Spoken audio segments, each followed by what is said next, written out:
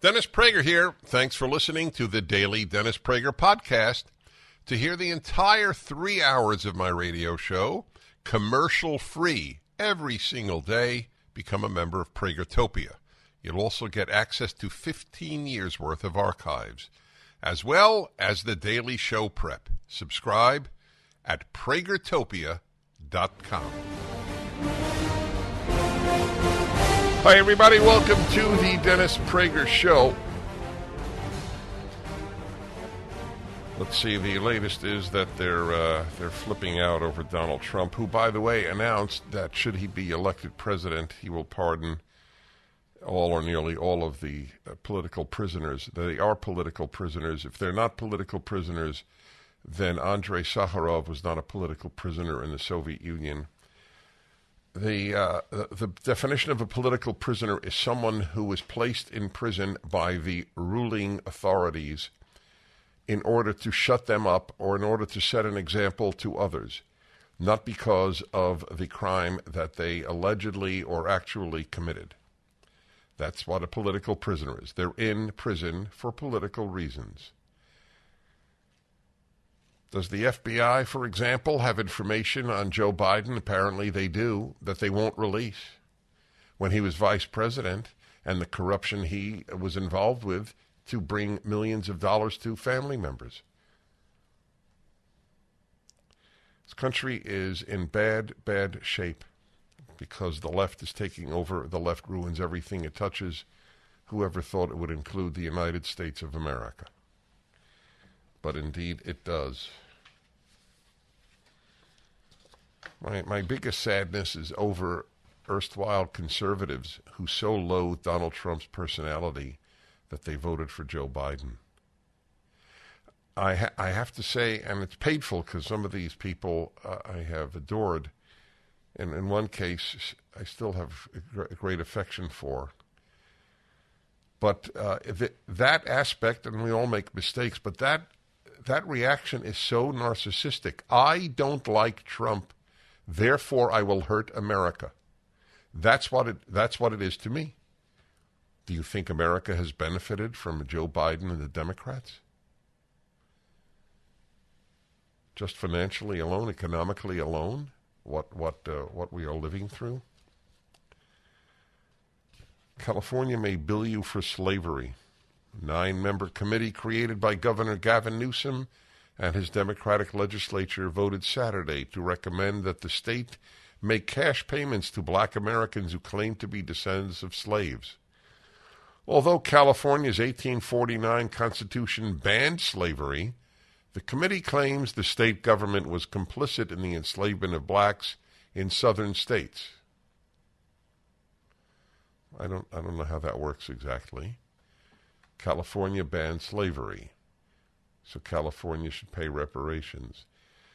One of the many ironies of this reparations idea is that blacks who can ill afford it will have money taken from them as well. After all, if it's state funds, where does it come from? It comes from taxes.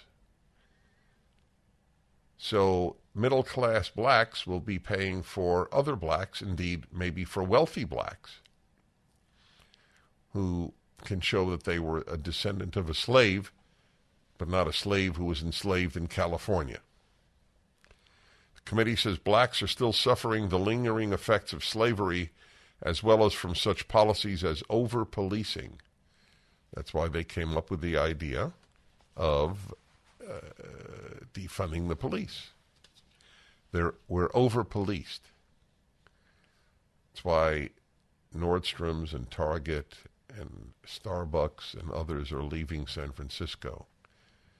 Now they're properly policed, not over-policed.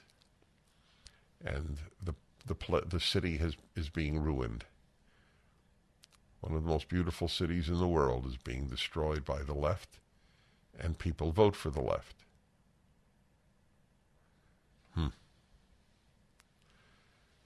The panel recommends payments of $2,352 for each year slavery descendants lived in California during its war on drugs from 1971 to 2020.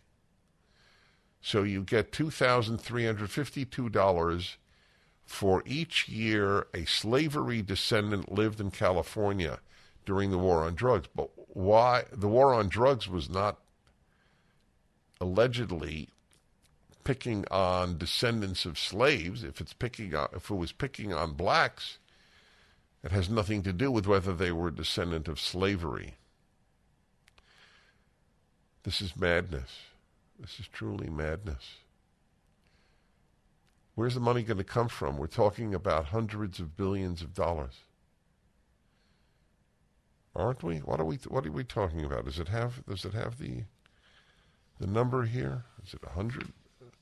Yeah, the total cost could be as much as $800 billion overall. This is the Wall Street Journal. It's $200 billion away from $1 trillion. And it's not even the national government, it's the California government. And of course, if they finally realize they don't have the money, then they, having raised the expectations of many blacks in California, will just increase anger. That's all it will do, increase anger. When you expect A and you don't receive A, you get angry. Like the universities, as I have often said, you get a BA in anger, you get a master's in anger, and you get a doctorate in anger. As always with racial spoils, the committee makes some arbitrary distinctions. Black immigrants need not apply, nor Japanese Americans whose ancestors were put in camps during World War II, nor Chinese Americans who worked on the Intercontinental Railroad, but were also barred by the Chinese Exclusion Act. And don't forget Native Americans who were pushed off their land by settlers. Yeah, why aren't they getting money? The committee also recommends that the state adopt a laundry list of left-wing policies to remedy racial disparities. These include rent control in minority neighborhoods. Rent control, that really works out for a neighborhood, yeah. Free college and a guaranteed income for slavery descendants. Guaranteed income. So that means that they will receive tens of thousands of dollars, presumably, every year they live. What animates these people? I don't know exactly. Oh, and repeal a state 1996 constitutional amendment that banned racial preferences, which voters reaffirmed in a 2020 referendum. Because the government should play racial preferences. Remember, equality before the law is not a left-wing position. Equality of result is, and that must always involve theft and probably violence.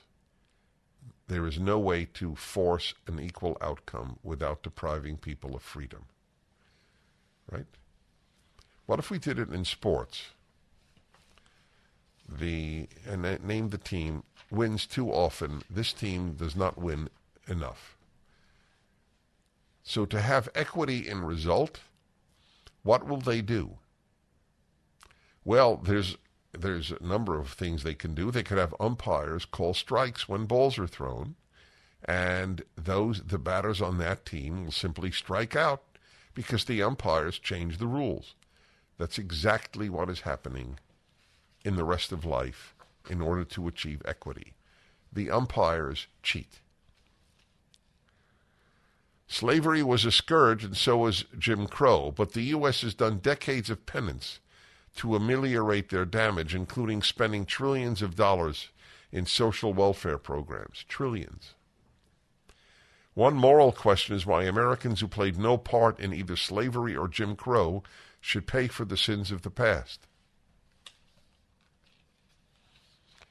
Should the descendants of Union soldiers killed in the Civil War that ended slavery be exempt from paying taxes for reparations because of the sacrifice of their ancestors?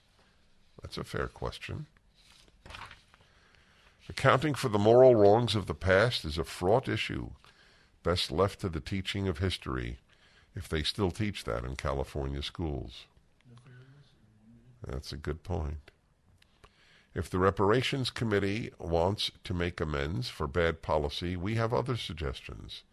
Start with teacher tenure protections and last-in, first-out dismissal policies that disproportionately harm minority kids in low-income schools, as demonstrated by the Vergara lawsuit a decade ago. Lack of school choice imprisons black children in failing urban schools. There are a few more sentences, and I will get to them. Every day when I pass a mirror, I still can't believe it. It's me! I'm looking back at myself. I never thought I'd be this fit again, but 42 pounds ago, I decided to take control of my health. And with the help of my PhD weight loss and nutrition, I'm so glad I did. The program is simple. Dr. Ashley Lucas and her amazing team customize a plan for your body to make it simple. They even provide 80% of your food at no additional cost. They treat your entire person as one. Dr. Ashley believes that all change starts with the mind. She'll help you to change your behavior when it comes to food and think differently about food so you'll never gain the weight back.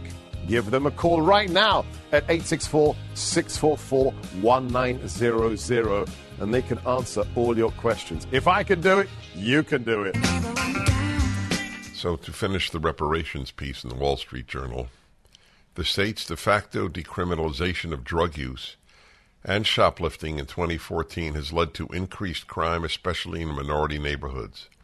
The state's war on fossil fuels is killing good-paying working-class jobs and raising energy prices. But these are progressive policies that increase racial and income disparities, so they're off the reparations list. Yep. The damage done to blacks by the left is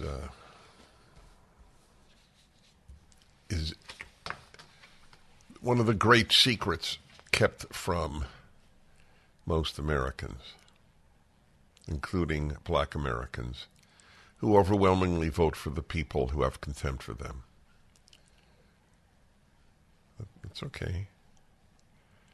That's what's being done in general. People vote for the people who hurt them when they vote Democrat. In the New York Post today, the great Miranda Devine has a piece. Deep State can't cover for scale of Biden corruption. If the bombshells unleashed at yesterday morning's House Oversight Committee press conference had been about the corruption of a Republican president via millions of dollars in foreign bribes to his family, the clamor for impeachment would have been deafening. But Joe Biden has the protection of the deep state and unscrupulous Democratic lawyers. So accountability will be slower, though no less certain, I hope she's right, if Oversight Chairman James Comer continues his dogged pursuit of the money.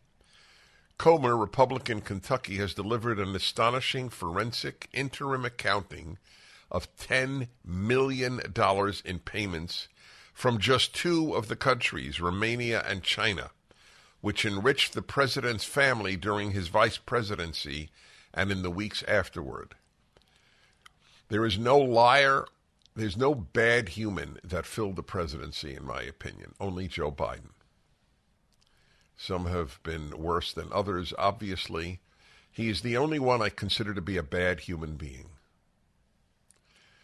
He lies because he's a leftist. He lies without thinking about it, because truth is not a left-wing value. He's not a liberal, he's a leftist.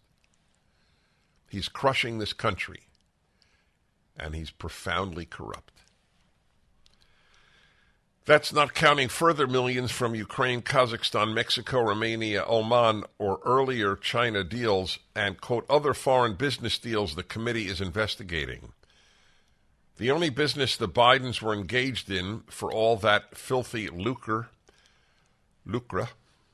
was selling Joe's influence to the highest foreign bidder when he was vice president, with no regard for national security and his knowledge and active involvement, including meeting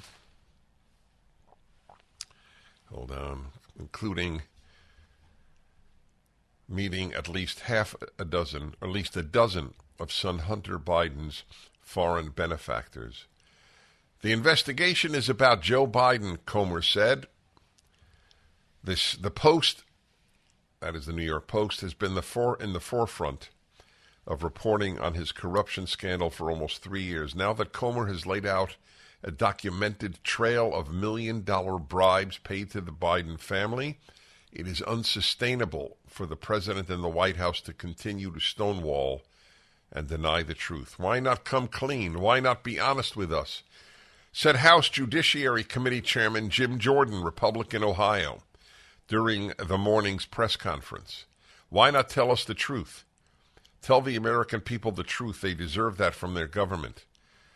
Comer has bank transactions from 4 banks, showing at least 9 members of the president's immediate family received hefty foreign payments, including the younger brother, Jim Biden, his son Hunter, his widowed daughter-in-law, Hallie Biden, that's Hunter's former lover, Hunter's ex-wife, Kathleen Biden, and current wife, Melissa Cohen, and 3 children of the president's son and the president's brother. He has identified 15 shell companies associated with Hunter and a complicated web of transactions designed to hide the payments. Well, this is what is happening. Will the FBI give up what they apparently have? That's the question. That's one of the questions. Corruption is a cancer. As the committee points out, the payments were made against the backdrop of Vice President Biden giving sanctimonious anti-corruption lectures in Romania and Ukraine. Corruption is a cancer, he would thunder, a cancer that eats away at a citizen's faith in democracy. Well, he's certainly right. It's a painful time we're living in, watching our country ruined deliberately by the left and people voting for them. You can't blame the Democratic Party. You have to blame the people who vote for them. Well, you can blame the Democratic Party, obviously, but they wouldn't have power if people didn't vote for them.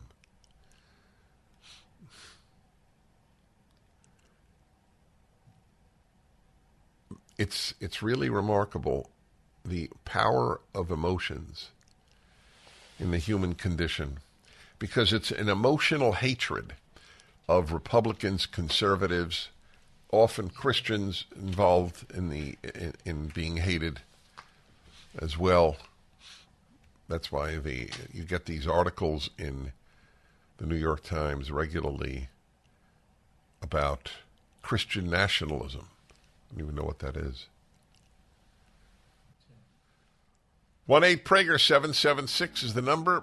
I'm Dennis Prager. The Dennis Prager Show. COVIDtaxrelief.org got a small retail business almost $80,000. COVIDtaxrelief.org got a manufacturing business nearly $250,000. And COVIDtaxrelief.org just got a large distribution business almost $900,000. If you run a business, church, or nonprofit and paid your employees through all or part of the pandemic, you could qualify for up to $26,000 per employee through the government's CARES Act. But beware of clickbait or pay-up-front companies that make you do the work and take a huge percentage of your refund. COVIDtaxrelief.org receives a low, reasonable commission only after you receive your refund. And with 300 CPAs and tax experts, no one is better at getting you the maximum benefit than COVIDtaxrelief.org. Visit COVIDtaxrelief.org now because this plan expires soon. That's COVIDtaxrelief.org, COVIDtaxrelief.org. Refund examples are not a guarantee and not all businesses qualify. I got a suggestion here that the Republicans should speak of the Democrats as the party of corruption. And just repeat that over and over.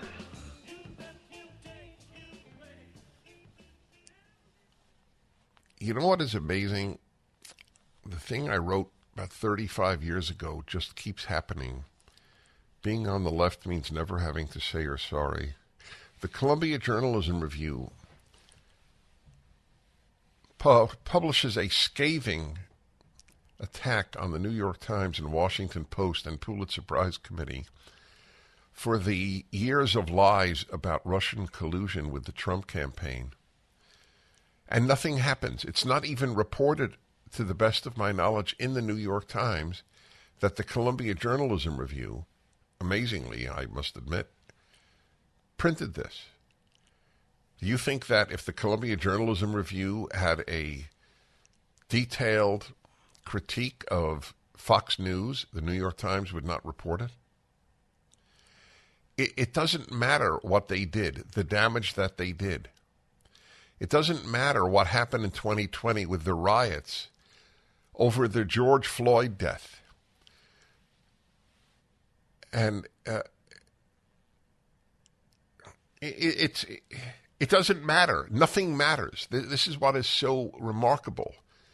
The printing of money, the allowing in of millions of people illegally into the country.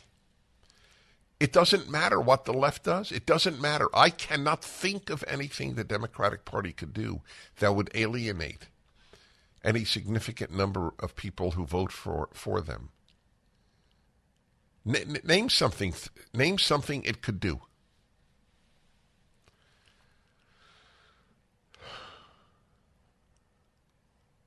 Here is an excerpt from last night with Donald Trump, amazingly, on CNN at his town hall meeting. Sean, you have the excerpt there? Will you pardon the January 6th rioters who were convicted of federal offenses? I am inclined to pardon many of them. I can't say for every single one because a couple of them probably they got out of control. But, you know, when you look at Antifa, what they've done to Portland, and if you look at Antifa, look at what they've done to Minneapolis and so many other places. Look at what they did to Seattle and BLM. Many people were killed. These people, I'm not trying to justify anything, but you have two standards of justice in this country, and what they've done, and I love that question, because what they've done to so many people is nothing. And then what they've done to these people, they've persecuted these people. And yeah, my answer is I am most likely, if I get in, I would say it will be a large portion of them. You know, they did and it'll be very early on. And they're living in hell right now. So when it comes to pardons, they're living in hell. And they're policemen, and they're firemen, and they're soldiers, and they're carpenters and electricians, and they're great people. Many of them are just great people. Mr. President, one of the people who was convicted was a former policeman, but he was convicted of attacking a police officer, I should note. But when you said you are considering pardoning a large portion of those charged with crimes on January 6th, does that include the 4 Proud Boys members who were charged and convicted of seditious conspiracy? I don't know. I'd have to look at their case, but I will say in Washington, D.C., you cannot get a fair trial. You cannot. Just like in New York City, you can't get a fair trial either. That's so true. That was so true. Oh, my God. He spoke well. That was exactly correct. I've said it on this show over and over. The chances of a January 6th defendant getting a fair trial in Washington, D.C. are about the same as a black defendant getting a fair trial in 1920 in Mississippi. The jury was rigged against you because you were black. In this case, the jury is rigged against you because you are a conservative. It's painful for me to say that. Donald Trump was eloquent in this response, courageous and correct. A nice combination. Hi, everybody. Dennis Prager here. Ray in Indianapolis, Indiana. Hello. Hey, good afternoon. Good morning. Hi. Thank you on both. Yeah, I just wanted to ask you, why are you lying? Why are you lying to everyone? Okay, listen, I normally hang up on people who accuse me of lying because I never lie. Okay. Never. You understand that? But, Get that straight. Apologize, and you'll continue. Say I'm wrong. Say I made a mistake. Say I'm misguided. All is acceptable. I don't lie. I owe it to God to tell the truth, not to Ray in Indianapolis. But I'm not hanging up on you because I want people to hear the lie that you accuse me of. But never do that again. Okay? You understand me? Say yes or no. Do you understand me? Dennis. All right. I'm letting you go if you don't say yes. Do you understand me? Don't, Dennis. Okay. Goodbye. All right. It's too bad. I'll tell you what he wanted to say. Okay? Just there are a few things. It's like if you called me a kike. I wouldn't accept that. I consider being called a liar equivalent. I don't lie. I can make mistakes. That's why I took his call, because he said I said something wrong about Comer, and that Comer, he said that they have no evidence about the Biden corruption. So let me read to you from today's Daily Mail. After the deadline passed, the top Republican on the House Oversight Committee, James Comer, Republican Kentucky, accused the FBI of refusing to provide, quote, refusing to provide the document to his committee. The FBI's position is trust, but you aren't allowed to verify. That is unacceptable. We plan to follow up with the FBI and expect compliance with the subpoena, Comer said in a statement to DailyMail.com. That's where I got my information from. If it's wrong, that's why I took the call. Because I never want to tell you anything that is wrong. But don't start with the lie stuff. I don't lie. I've been on for 40 years. Maybe 3 people have ever accused me of lying. That gets me angry. That's true. If somebody charged this man with being a rapist, would he get angry? All right, we have more here. Let's go to Sylvia in Sylmar, California. Hello. Okay, thank you so much. I was hoping that you'd grab my call. I never make it through. I want to say Hollywood brainwashed people since they were young. In the 80s, started with a vengeance. Up to the 60s, beginning of the 70s, you could watch Westerns and shows where it was no bias. But in the 80s, young producers like Michael Landon from, Bonanza, Little House on the Prairie, he started producing shows. And the whole thing was the victim card, the race card, and bashing, slandering conservatives and Republicans to cover the past of the Democrats. They were the slave owners. They were the racists. They were the KKK creators. And Republicans that I love, like you, Larry, and everybody else, need to say Hollywood more often. Hollywood is the one that brainwashed people to hate Republicans, like you said. It's not even emotional. They're brainwashed. This guy's saying, you lie. Why you lie? How does he know? He doesn't even have the evidence. All right, I hear you. I actually think the schools are more guilty than Hollywood. Going to school, look at how many young people change after going to college. They not only become leftist and start hating America, but they become meaner.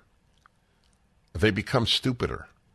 I don't think anybody becomes stupider necessarily after a movie or even 20 movies. Hollywood is disgusting in its values. Agreed. But it's still just a movie. Did the Ten Commandments make people holier? The great film with Charlton Heston? I mean, I believe that good movies can do a lot of good, and bad movies can do a lot of bad. But I would say that the schools have done the great damage. If you want to isolate one particular arena. Wall Street Journal, Biden cracks down on gas stoves and much more. Beginning in July, commercial retailers will no longer be able to sell incandescent light bulbs without incurring a significant penalty, thanks to the onerous Energy Department efficiency regulation. Last summer, the Biden administration reversed the Trump-era reprieve for the old-fashioned bulbs, adjusting the appliance's lumens per watt threshold beyond what the incandescent technology can meet. As a result, newer LED bulbs will soon be the only game in town. While LEDs are improving, they cost more than incandescent bulbs, don't work well with most dimmers, and cast a light that some consumers consider unpleasant. The wrecking of the quality of life of the American people by the sick and despicable environmentalist movement, who care about the environment as much as the Democrats care about blacks, communists care about workers, feminists care about women. You understand? This is all in the name of ruining the country. All in the name of saving us from the existential threat of carbon dioxide. I won't say they lied to you. I will say that they ruined the world with their lockdowns, and yet people continue. Maybe they lied. I don't know if they lied. Lied generally implies you know what you're saying is not true. Experts. What they did to children. The masking of people, as I read to you, more and more studies that masks not only didn't help, they hurt many people. On 2-year-olds in airplanes. The same experts, the expert class tells you that you can't use a regular light bulb or your washing machine or your car, and people are okay with it.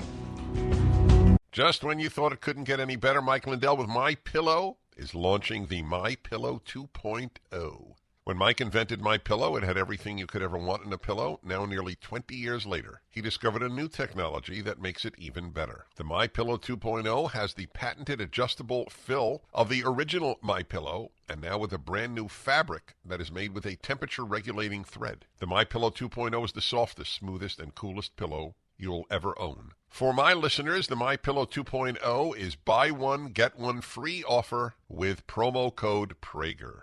MyPillow 2.0 temperature-regulating technology is 100% made in the USA and comes with a 10-year warranty and a 60-day money-back guarantee. Just go to MyPillow.com and click on the radio listeners square to the buy one, get one free offer. Enter promo code Prager or call 800-761-6302 to get your MyPillow 2.0 now. All right, everybody. Dennis Prager here. Joe in Lansing, Michigan. Hello. Hi, Dennis. I just wanted to call back on that Ray that called in and just kind of follow up. You know, I'm sorry that he upset you so much, but it sounded like when you read back what the actual report was, sounds like that they don't have any evidence, that they came out there and just made accusations and said the FBI might have evidence, but they never actually presented any actual evidence of any sort of corruption. Okay, fine. I don't have a problem with our reading Comer's comments differently, but that's not what he did. He started by saying I'm a liar. If he said I'm a rapist, let's say a guy called and said, you know, Dennis, you're a rapist. Should I keep him on? Should I just say, I didn't even hang up. I said, just take it back and tell me where I'm wrong. But he wouldn't do it. Well, so there's a certain gutter level dialogue that I have never allowed on my show. That's all.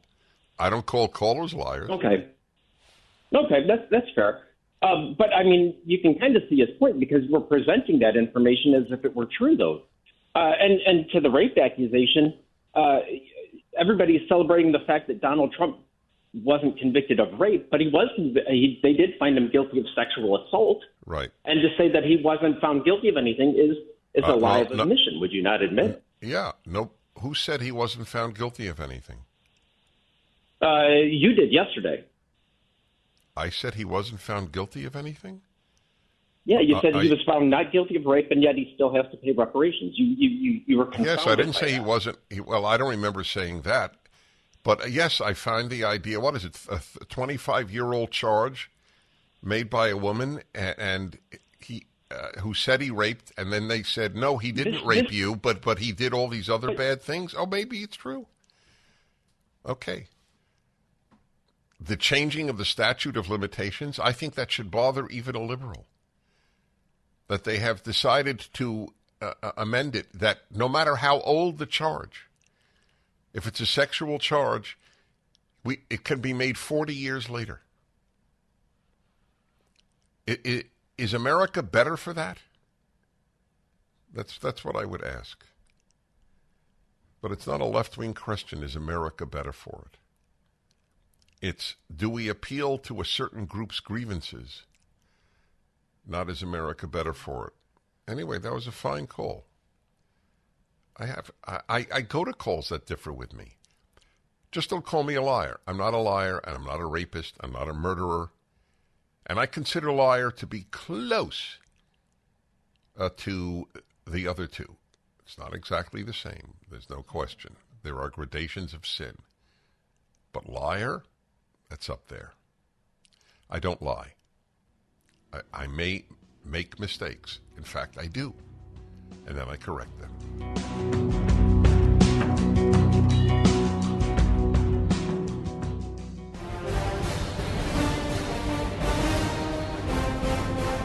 Hi, everybody. In the morally upside-down world of the left, people who threaten people are heroes, and people who stop the threatener are villains. Everything is upside down. Male is female, female is male. Kids, Charlize Theron, is that how her name is pronounced? The actress just spoke about how it's important for children to see drag queens perform. Children. You cannot overstate the pathology, moral and psychological pathology of the left. So we have the case in the New York subway of this man who had actually said, I'm going to hurt you, to these people in the subway car. I will hurt anyone on this train. I don't mind going to jail and getting life in prison. Restrained by 3 men who stepped forward, including one black. He's a black, the guy who did this. And was put in a chokehold and then died. And the uproar is against the man who stopped him.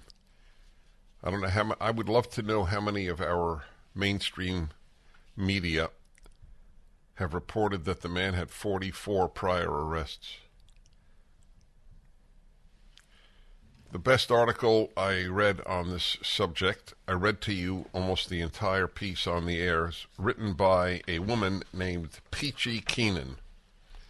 And if you're wondering what parent would give their daughter the name Peachy, they didn't. It's a pseudonym for a writer and mother living, as her little bio puts it, behind enemy lines, meaning in a blue state. She identifies as a husbosexual, which means she is only attracted to people who identify as her husband, which is risky, because any number of men might identify as her husband now. I'll ask her about that. She's going to be on in a moment. She has a new book coming out, by the way, next month from Regnery, Domestic Extremist, a practical guide to winning the culture war. She's very witty. You could find her on Twitter at Keenan Peachy. Hello, Peachy. Hi, Dennis. How are you? Excellent. So I don't know who Peachy Keenan is, folks. I don't know what she looks like. I don't know her real name. Are you? You're like George Orwell, except I think people knew George Orwell was really Eric Blair. I'm not sure. Did you know that George Orwell was a pseudonym? I did know that. I think I did know that. Yeah. Yeah. Well, anyway, Are you going to reveal your identity at a given point? What's your plan? Yeah, I think I will. I was actually booked on Tucker Carlson's nighttime show. I was going to go on there the night my book comes out, Domestic Extremist, on June 6th. And right after I got booked on the show, they canceled the show. So now I'm stuck. Oh, how interesting. You would have come out, as it were, on that show. Yeah, that's right. I'll do it eventually. All right. Well, I'll be more than happy to claim your real identity. In the meantime, I loved your piece. It was it was extremely witty and to the point.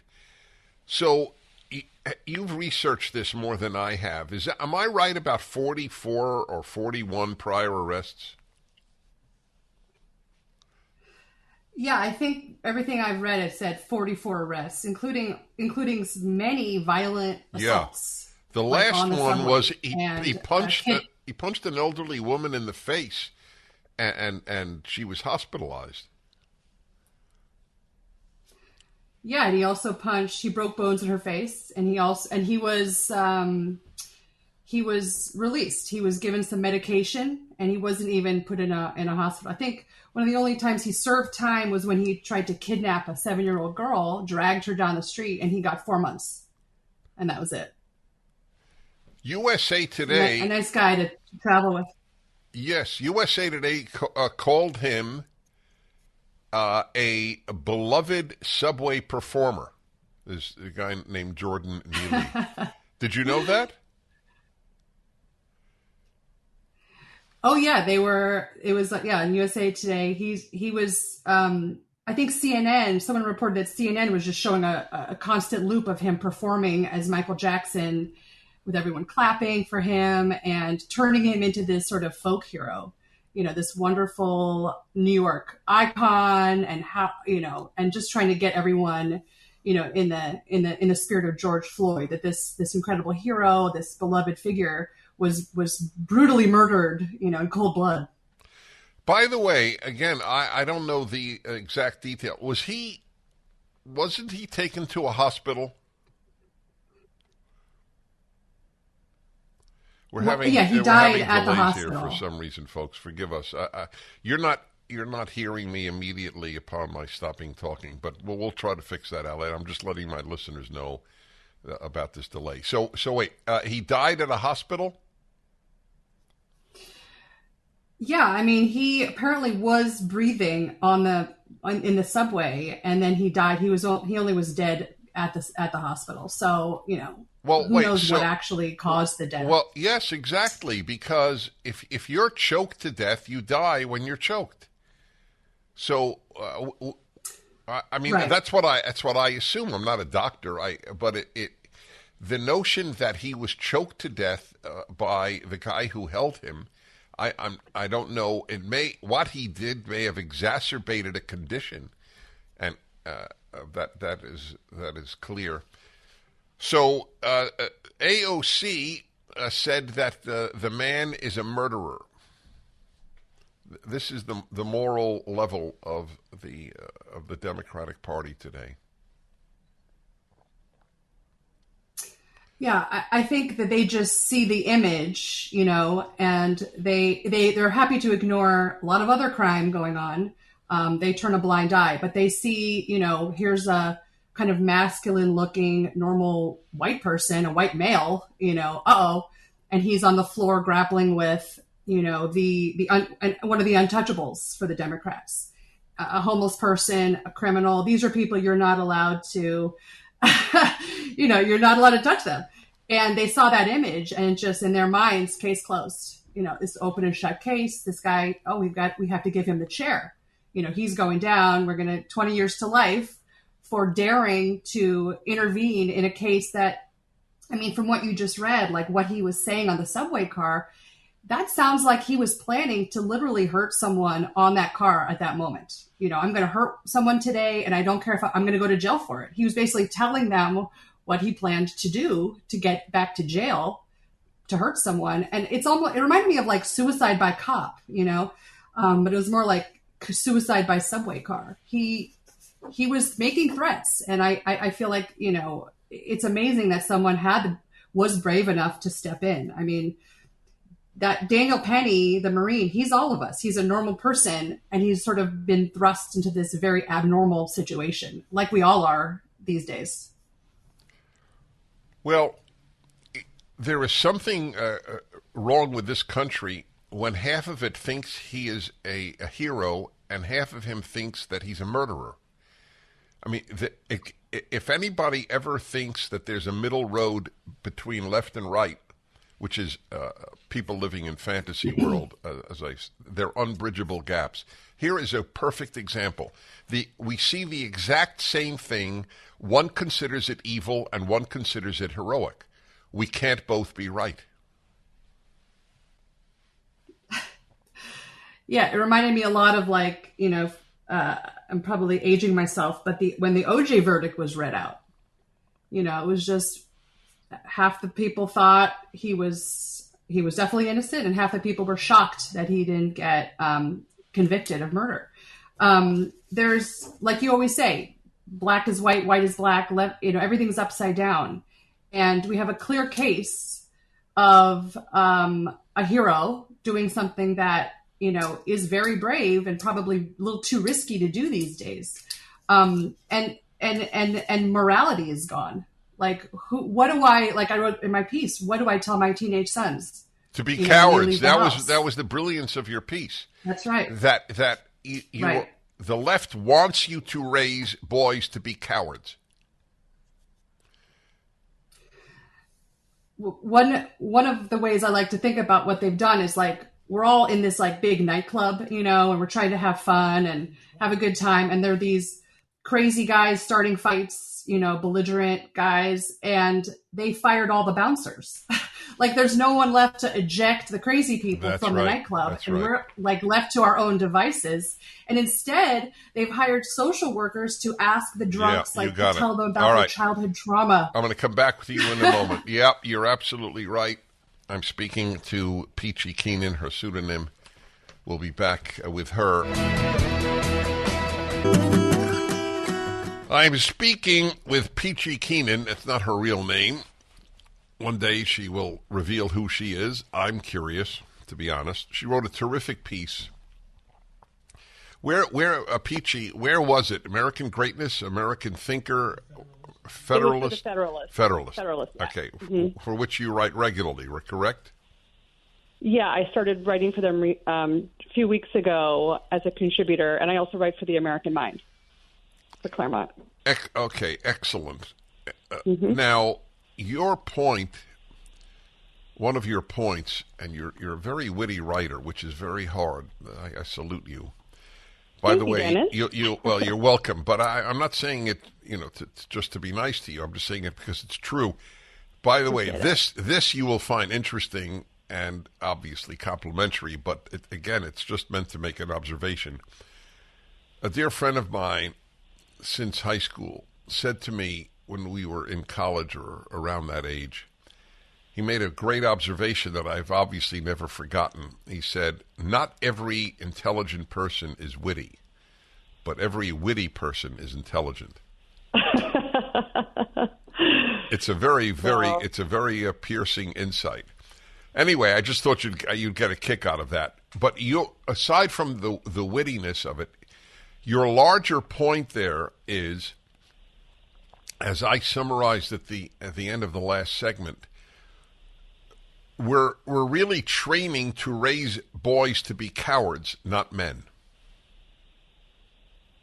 Yeah, I mean, that's right. And, you know, this is why I wrote my book, which I have to talk about, Domestic Extremists. Like, we are, you know, normal people like Daniel Penny, the Marine on the subway. We're kind of under attack, you know, and we're trying to figure out how to survive. How do we raise our kids? How do we, you know, make sure that they, like, keep the same gender that they were assigned at conception, you know, throughout their lives? What do we do here? They're just like, it feels like, you know, the modern culture is kind of coming at us from all angles. And, you know, how do you raise boys? They're being emasculated, you know, literally emotionally and spiritually, you know, being neutered by our culture where you're not allowed to be a man, you're not allowed to be a straight man, you know, God forbid. And, you know, meanwhile, we're running out of people. Like, we've forgotten how to, like, keep our society going by reproducing more human beings. And that requires learning how to, you know, woo a woman and get married and have a family and, like, protect your family. And these things seem to be kind of impossible now to figure out. These very simple, ancient, you know, traditions that have kept humanity going are, like, being forgotten quickly. So that's really why I wrote my book. I tell people all the time, when I was a kid, which is a while ago, but it's worthy of noting, if you would have asked almost any kid my age, and even high school, what does it mean to become a man? Which we were always told, be a man, be a man. I don't even think it's said to boys any longer. It's probably considered transphobic to even say that. Yes, exactly. Of course. But what it meant was two things: get a job and get married. It was assumed when I was a boy, it was assumed I would get married. It wasn't in the option world even. Right. Now both getting a job and getting married are totally optional. You That's don't right. need to do either That's one. Right. Yes. That's right. And, either one. Because you can get paid to stay home. Right. I mean, no one wants to work anymore, and marriage is just one option on a giant, you know, drop-down menu of lifestyle choices you can make, you know, and it's not better or worse than any of the other ones, you know, polyamory, open marriage, whatever you want. And people, like, you know, are losing. And meanwhile, we have this, like, huge spike in depression and anxiety, loneliness, you know, suicides, and, like, you know, are those two things related? Maybe they are. Yep, that's right. Do you have children? Yes, I have 5 children. I'm a domestic extremist, Dennis. Yes, you are. That's right. I'm extremely domestic. What did you send them to regular school or homeschool? We did a combination of both. We tried homeschooling, but for me it was difficult because, you know, I am also a working mother. I work at home, though, as a writer. And so it was hard when we had, you know, at one point we had like 3 under 3. So that was tricky to do the homeschooling. So we have, you know, we found good schools for them that are, you know, mostly parochial schools, because I used to be a secular atheist and a liberal and a feminist. And now I'm this observant Catholic and a conservative. So I don't think I would really fit in well among, like, my Southern California private schools or public schools. So we take refuge. What turned you around from your secular liberalism? You know, yeah, I was all through my teens and college and my 20s. I was a feminist, and I had no interest in getting married. I thought one day maybe I would do it. And then I started being more politically conservative. But really, it was when I met my husband and realized, you know, oh, I do want to have children. And, whoa, maybe I want to have more than one. And I almost don't have enough time to put this together now. I met my husband in my very late 20s. And, I mean, like I say in my book, Dennis, I escaped feminism by the skin of my teeth. You know, I barely had time to put together the size family that I wanted. And it was just really the process of getting married and realizing, like, oh, I got lied to. This is great. This is awesome. I love babies. I didn't know these things. You know, no one told me. I want to continue on that theme because you're a thinker. Peachy Keenan and her article on what happened at the New York subway is up at DennisPrager.com. 1-8-Prager-776. Back in a moment. Hi, everybody. Dennis Prager here, speaking to a woman named Peachy Keenan. That's not her real name. She's like George Orwell, except she's wittier. And she wrote this terrific piece on what happened in the New York City subway And folks, if you, I want to repeat something I said earlier. If you ever hear anybody say this utterly naive, childish notion, oh, why don't left and right just find common ground? We have no common ground. That's why. And use this as an example. Alexandria Ocasio-Cortez said that the man who subdued the guy saying, I want to hurt all of you on this train, a man with 44 prior arrests, is a murderer. We think he's a hero. There's no middle ground, ladies and gentlemen. You can't be a heroic murderer. Okay? Murder, by definition, is about as evil an act as the human being is capable of. So I just want you to always use that example to the people who live in La La Land who believe, oh, there's a middle road. Oh, really? There's a middle road between those who think children should watch drag queens and those who don't? What's the middle road? Really, what is the middle road? They watched it with one eye closed?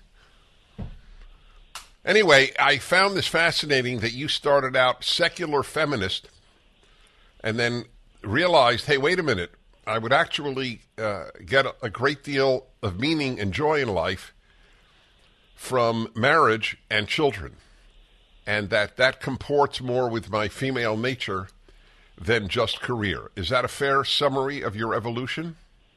Oh, yeah. Yeah, absolutely. I mean, I'm just a product. I grew up on the west side of L.A. I went to what would be considered like, quote, elite private schools and universities and stuff. And so I was just raised by by the culture, and all my peers, we were all the same.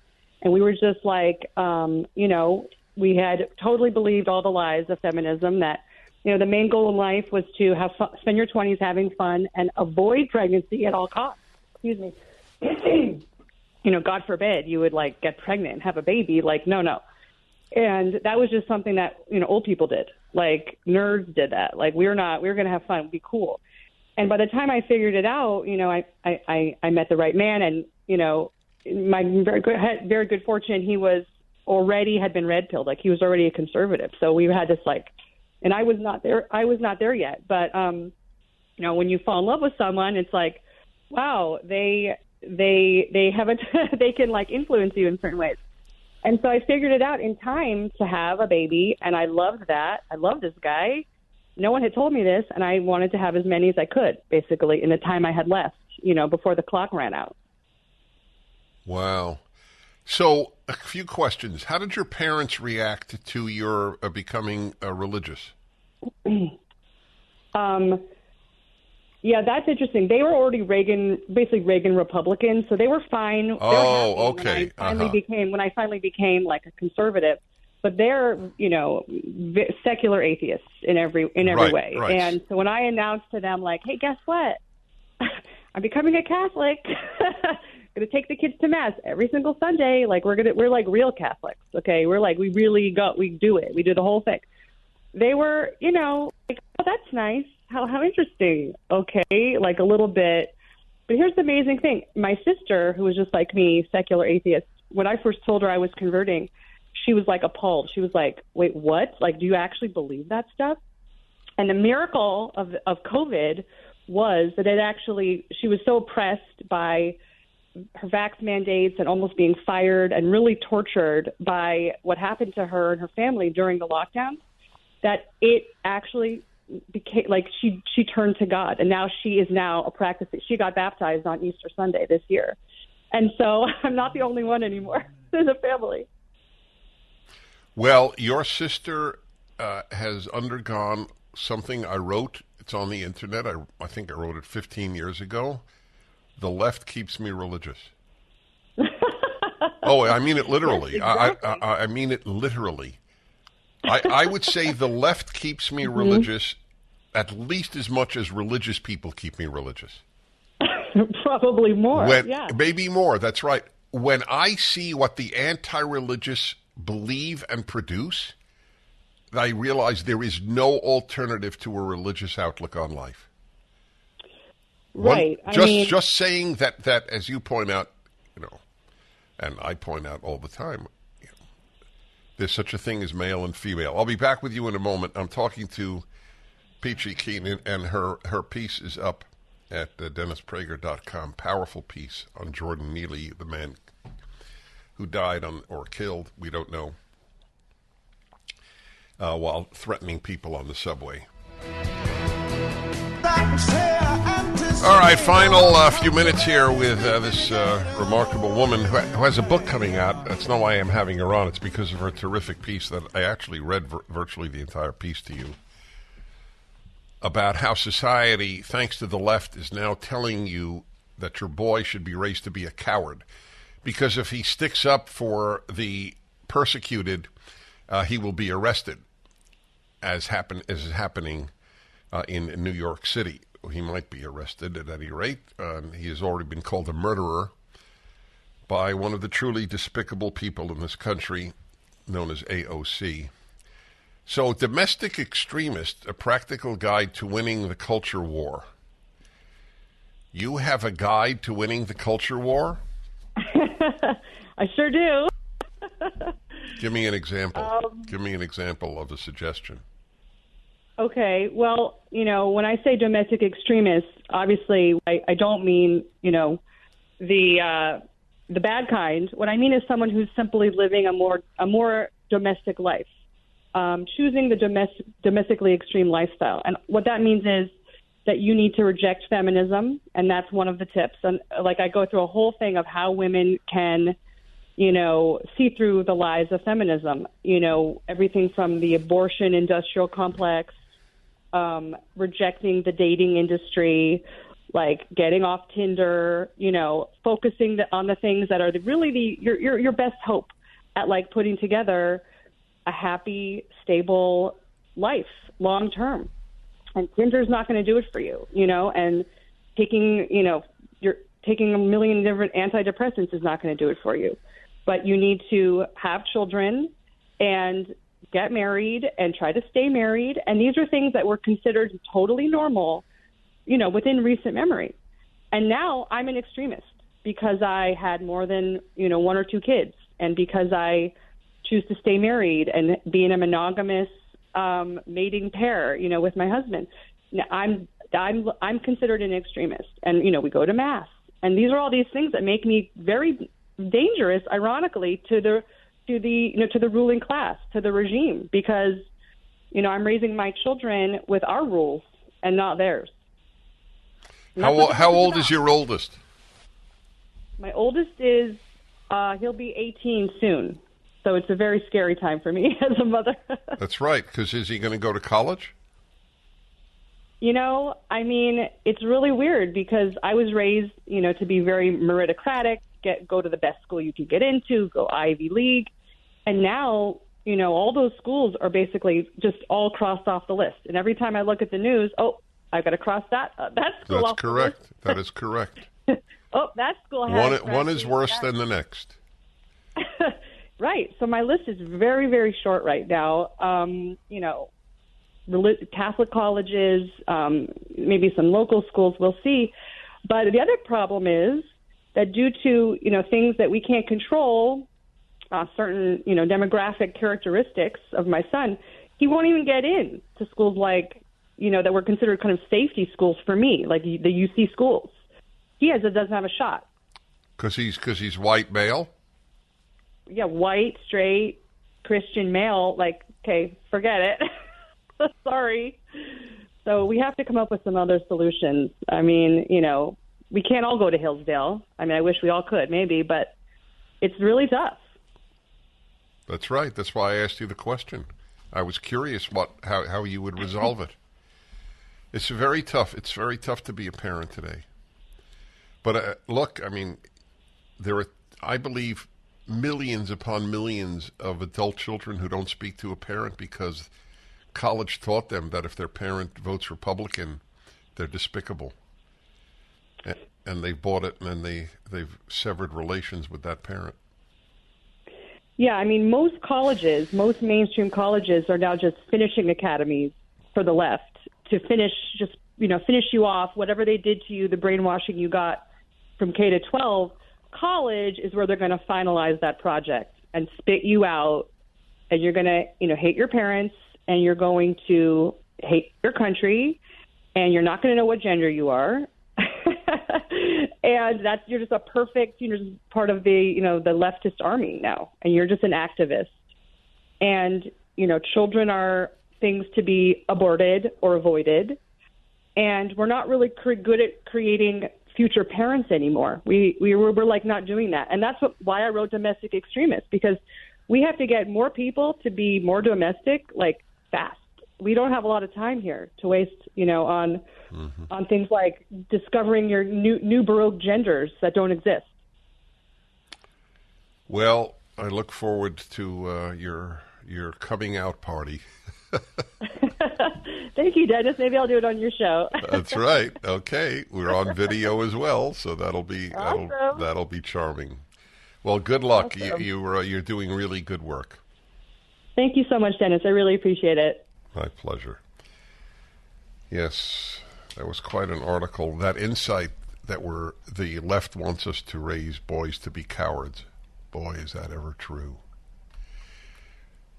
The ideal leftist upbringing is the boy to be a coward and the girl to be a victim. Then you've succeeded in the left's world of how you raised your children. I am female. I'm a victim of the patriarchy. I am a male. I am in the oppressor class. And the idea that I should come forth as a strong male helping people who are being hurt, like on the New York subway, no way. Call 911 and let the guy do what he wants to do. This story in New York City and the reactions to it are actually a service to the nation, because I believe deeply in clarity that Alexandria Ocasio-Cortez believes that the man who allegedly killed, I don't know if he killed him or because he died later, but even if he did, is a murderer. And the rest of us, or half of us, think he was a moral hero. It's instructive.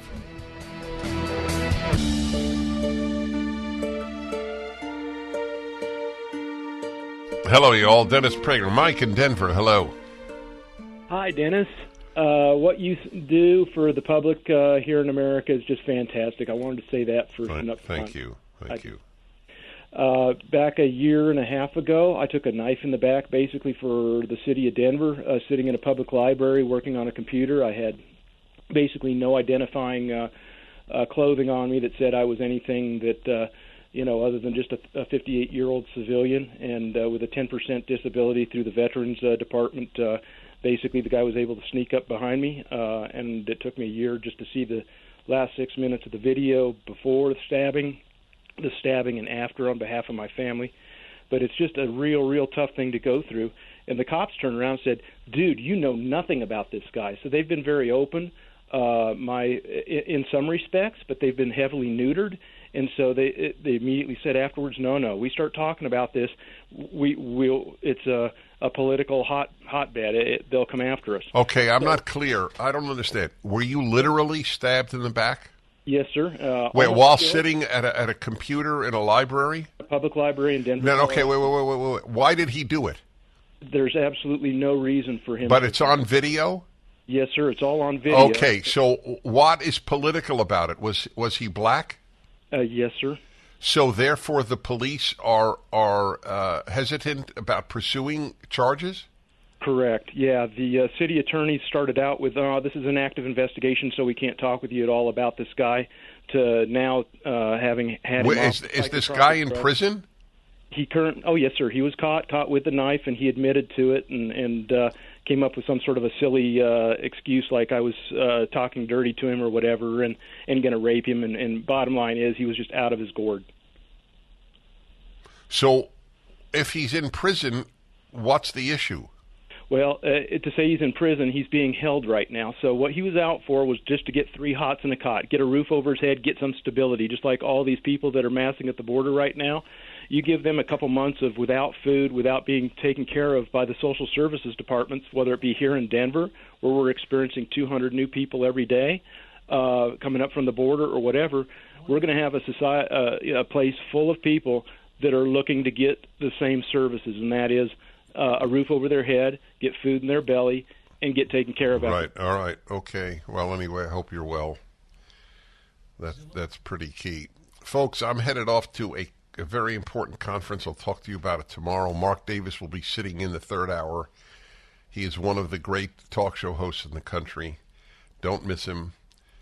And I'll also tell you about our new dog, another English bulldog, on the next Dennis Prager Show. Get access to my show commercial-free with on-demand listening anytime you want. Sign up now at pragertopia.com. Dennis Prager here. Thanks for listening to the Daily Dennis Prager Podcast. To hear the entire 3 hours of my radio show, commercial-free, every single day, become a member of Pragertopia.